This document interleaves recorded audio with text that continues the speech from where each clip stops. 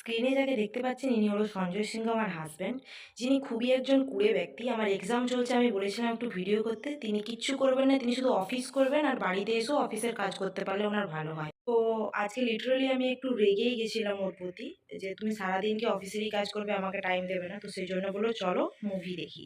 তো এখানে দেখতেই পাচ্ছ মুভির জন্য শুকনো সিমাই আর ওখানে আছে ক্যাম্পা, দেখলেই খেতে খেতে আমরা এখানে মুভি দেখছি আমি আর আমার বর। মুভি দেখার পরে আমি এখানে চাল নিয়ে নিয়েছি কিছুটা, আর এই যে কাজু কিশমিশ আছে, এখানে আমি ফ্রায়েড রাইস বানাবো, যে জল গরম করতে দিয়েছি, এখানে চিকেন আছে।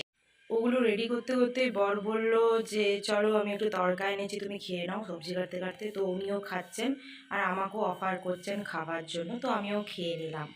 এবার এগুলো করার পর এই দেখো ফ্রায়েড রাইস রেডি। আমার এখানে ভেজ ফ্রায়েড রাইস অবভিয়াসলি, আর এটাই আমি ভালোবাসি। Egg fried rice, mixed fried rice, chicken fried rice ভালোবাসি না, এখানে হচ্ছে কষা মাংস। চলো বাই বাই, দেখা হচ্ছে নেক্সট ভিডিও।